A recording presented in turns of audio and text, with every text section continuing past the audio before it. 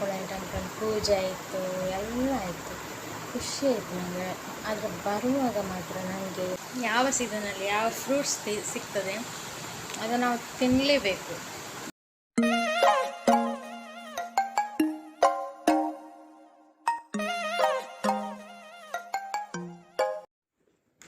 ಇವತ್ತಿನ ಬೆಳಿಗ್ಗಿನ ತಿಂಡಿಗೆ ನೋಡಿ, ಕಡುಬು ಮಾಡಿದ್ದೇನೆ, ಪುಂಡಿ ಮತ್ತು ಚಿಕನ್ ರಸ. ಹಾಯ್ ಫ್ರೆಂಡ್ಸ್, ಮಾವಿನಕಾಯಿ ನೋಡಿ, ಸೀಸನಲ್ ಫುಡ್ ಅಲ್ಲ.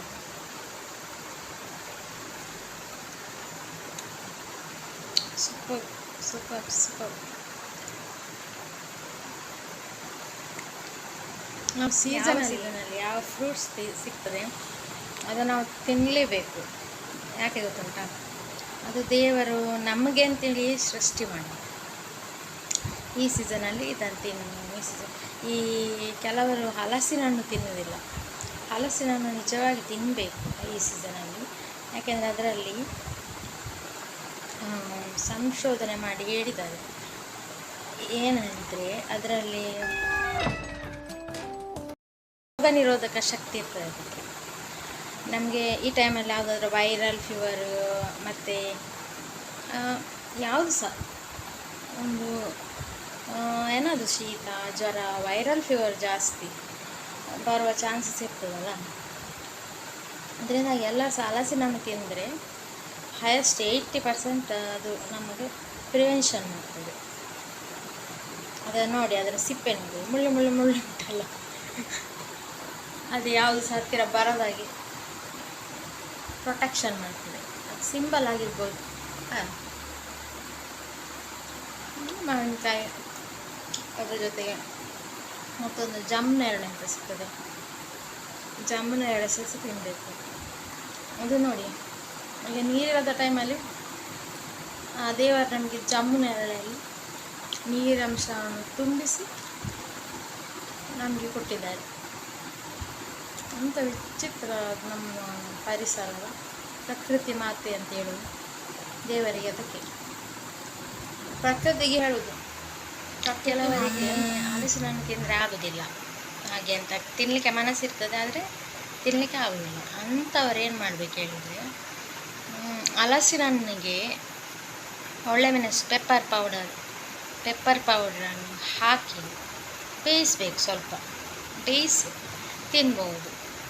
ಸ್ವೀಟ್ ಆಗ್ತದೆ, ಸ್ವೀಟ್ ಖಾರ ಎಲ್ಲ ಮಿಕ್ಸ್ ಆಗಿ ಅದೊಂಥರ ಒಳ್ಳೆ ಆಗ್ತದೆ, ಟೇಸ್ಟ್ ಆಗ್ತದೆ.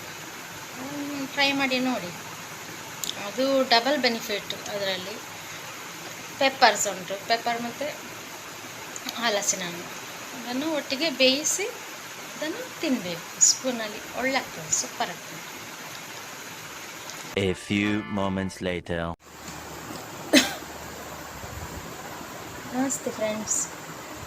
ಏನು ಗೊತ್ತಾಗ ನಾನು ಪ್ರಕೃತಿ ಮಾತು ಇದೆಲ್ಲ ಮಾತಾಡಿದೆಲ್ಲ ನಿಮ್ಮ ಹತ್ರ, ನನಗೊಂದು ವಿಷಯ ನೆನಪಾಯಿತು. ಅದು ಎಂತ ಗೊತ್ತುಂಟ, ಇದು ನಾನು ಕೊಳಲಿಗೆ ಹೋದೆಲ್ಲ, ಕೊಳಲಿ ಟೆಂಪಲಿಗೆ ಹೋದೆಲ್ಲ, ನನಗೆ ಅಲ್ಲಿ ತುಂಬ ಖುಷಿ ಆಯಿತು. ಕೊಳಲಿ ಟೆಂಪಲ್ ಪೂಜೆ ಆಯಿತು, ಎಲ್ಲ ಆಯಿತು, ಖುಷಿ ಆಯಿತು ನನಗೆ. ಆದರೆ ಬರುವಾಗ ಮಾತ್ರ ನನಗೆ ತುಂಬ ಒಂಥರ ಟೆಂಪಲಲ್ಲಿ ನನಗೆ ತುಂಬ ಒಂಥರ ಎಂತ ಹೇಳ್ತಾ ಹೇಳೋದು, ದೈವಿಕವಾದಂಥ ಖುಷಿ ಆಯಿತು, ಒಂಥರ ಅನುಭವ ಎಲ್ಲ ಆಯಿತು, ಖುಷಿ ಆಯಿತು ನನಗೆ. ಇದು ಅದೇ ಮೂಡಲ್ಲಿ ನಾನು ಬರ್ತಿದ್ದೆ ಬಸ್ಸಲ್ಲಿ. ಬರ್ತಾ ಇರುವಾಗ ಆಚೆ ಈಚೆ ನೋಡ್ತೇನೆ, ರೋಡೆಲ್ಲ ಅಗಲಾಗ್ತಾ ಉಂಟು. ಎಷ್ಟೆಷ್ಟು ಹಳತ್ತು 35 ವರ್ಷ 20 ವರ್ಷ ಅಂದಾಜಾಗಿ ಗೊತ್ತಾಗೋದಿಲ್ಲ, ಆದರೆ ನನ್ನ ಲೆಕ್ಕದಲ್ಲಿ ಒಂದು 40-30-35 ವರ್ಷ ಆಗಿರ್ಬೋದು. ಆ ಮರಗಳಿಗೆಲ್ಲ, ಆ ಮರವನ್ನೆಲ್ಲ ಕಡಿದು ಹಾಕಿದ್ದಾರೆ. ಅದನ್ನು ನೋಡಿ ಬೇಸರ ಆಯಿತು, ನನಗೆ ತುಂಬ ಬೇಸರ ಆಯಿತು. ಅದು ಯಾಕೆ ನಮಗೆ ಇಂಥದ್ದು ರೋಡ್ ಬೇಕಾ ಅಂತ ಆಯಿತು. ಎಷ್ಟು ಮರ, ಅಟ್ಲೀಸ್ಟ್ ಒಂದು 50 ಮರ ಆದರೂ ಇರ್ಬೋದು. ಹಾಗೆ ನಮಗೆ ಯಾಕೆ ರೋಡ್ ಬೇಕಾ ಅಂತ ಆಯಿತು ನನಗೆ. ಇಷ್ಟು ದೊಡ್ಡ ದೊಡ್ಡ ಮರಗಳನ್ನೆಲ್ಲ ಕಡಿದು, ಇದನ್ನು ಯಾರಾದರೂ ಈ ರಾಜಕಾರಣಿಗಳಿಗೆ ಅಲ್ಲ,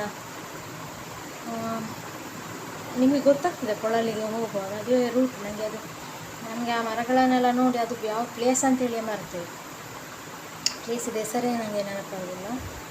ನೋಡಿ ನಿಮಗೆ ಯಾರಿಗಾದರೂ ಆಚೆ ಸೈಡ್ ಯಾರಾದರೂ ರಾಜಕಾರಣಿಗಳ ಅಲ್ಲ ಕಾರ್ಪೊರೇಟ್ನವರು ಯಾರಾದರೂ ಇದ್ದರೆ ಅಂತ ಅಷ್ಟಷ್ಟು ದೊಡ್ಡ ಮರಗಳನ್ನು ಕಡಿಯುವಾಗ ತುಂಬ ಬೇಸರ ಆಗ್ತದೆ ನೋಡೋರು.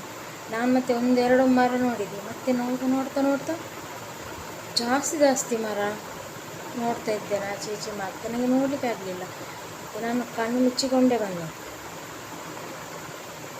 ಎಷ್ಟು ದೊಡ್ಡ ಮರ ಹೇಳಿದರೆ ನೀವು ನೋಡಿದರೆ ಹೊಟ್ಟೆ ಉರಿತದೆ.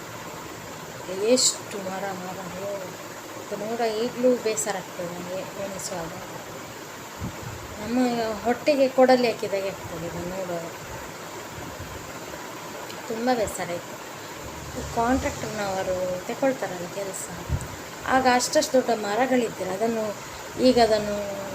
ಒಂದು ಜಾಗದಿಂದ ಇನ್ನೊಂದು ಜಾಗಕ್ಕೆ ಕೊಂಡೋಗುವ ಈಗ ಎಲ್ಲ ವ್ಯವಸ್ಥೆ ಬಂದಿದೆ ಅಲ್ಲ, ಅದು ಎಂತ ಮಾಡ್ತಾರಲ್ಲ, ಅದನ್ನು ಬೇರು ಸಮೇತ ಕೊಂಡೋಗಿ ಬೇರೆ ಕಡೆ ಶಿಫ್ಟ್ ಮಾಡ್ತಾರೆ ಮರಗಳನ್ನು. ಸುಮ್ಮನೆ ಕಡಿದು ಹಾಕಿದ್ದಾರೆ ಅದನ್ನು. ಎಷ್ಟು ದೊಡ್ಡ ಮರ ಹೇಳಿದರೆ ತುಂಬ ಬೇಸರ ಆಯಿತು ನನಗೆ.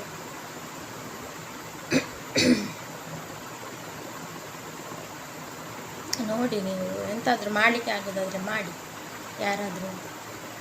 ನನಗೇನು ಮಾಡಲಿಕ್ಕೆ ಆಗೋದಿಲ್ಲ, ಅದಕ್ಕೆ ನಾನು ನಿಮ್ಮ ಹತ್ರ ಹೇಳ್ತಾ ಇದ್ದೇನೆ. ಯಾರಿಗಾದರೂ ಏನಾದರೂ ಮಾಡಲಿಕ್ಕೆ ಆ ವಿಷಯದಲ್ಲಿ ಆ ಮರಗಳನ್ನು ಉಳಿಸ್ಲಿಕ್ಕೆ ಆಗೋದಾದರೆ ನೀವು ಯಾವ ದೇವಸ್ಥಾನಕ್ಕೆ ಹೋಗಿ ಪೂಜೆ ಮಾಡೋದು ಸಹ ಬೇಡ, ಏನು ಬೇಡ. ಒಂದು ಮರವನ್ನು ಒಂದಲ್ಲ ಎಷ್ಟೋ ಮರವನ್ನು ಉಳಿಸಿದರೆ ಎಷ್ಟೋ ಯಜ್ಞ ಮಾಡಿದ ಫಲ ಸಿಗ್ತದೆ ನನ್ನ ಲೆಕ್ಕದಲ್ಲಿ. ನಾನು ನೋಡಿದ ರೀತಿ ಹಾಗಿತ್ತು. ಹೇಗಿರ್ಬೋದು? ಈ ಪುಲ್ವಾಮಾ ದಾಳಿಯಲ್ಲಿ ಎಷ್ಟು ಸೈನಿಕರು ಸತ್ತರಲ್ಲ, ಹಾಗೆ ಅನಿಸಿತು ನನಗೆ ನೋಡುವಾಗ. ಅಂಥದ್ದು ಆ ಸೀನರಿ ನೋಡಬೇಕಿತ್ತು. ಆ ಮರಗಳನ್ನು ಕಡಿದು ಬಿದ್ದದ ಆ ರೋಡ್ ಸೈಡಲ್ಲೆಲ್ಲ ಎಷ್ಟು ರಾಶಿ ಮರಗಳು, ಎಷ್ಟು ತೋರ ಮರ ಅದೆಲ್ಲ, ಎಷ್ಟು ತೋರ ಮರಗಳು, ಎಷ್ಟು ನೋಡಿ. ಏನಾದರೂ ಮಾಡಿ ಅದಕ್ಕೋಸ್ಕರ, ಆ ಮರಗಳಿಗೋಸ್ಕರ ಏನಾದರೂ ಮಾಡಿ. ಓಕೆ ಗೈಸ್, ನನಗೆ ಇವತ್ತದೇ ನೆನಪಾಯ್ತು. ಮೊನ್ನೆ ಹೇಳಬೇಕಂತಿತ್ತು ನನಗೆ. ತುಂಬ ಅಂದರೆ ತುಂಬ ಬೇಸರ ಆಯಿತು ನನಗೆ. ಅದನ್ನು ಆ ವಿಷಯ ತೆಗೆದದ್ರಿಂದ ನನಗೆ ಅದನ್ನು ಸ್ಟಾಪ್ ಮಾಡಲಿಕ್ಕೆ ಗೊತ್ತಾಗ್ತಿಲ್ಲ ಎಂತ ಹೇಳಬೇಕಂತ. ಓಕೆ ನೋಡಿ, ಓಕೆ ಬಾಯ್.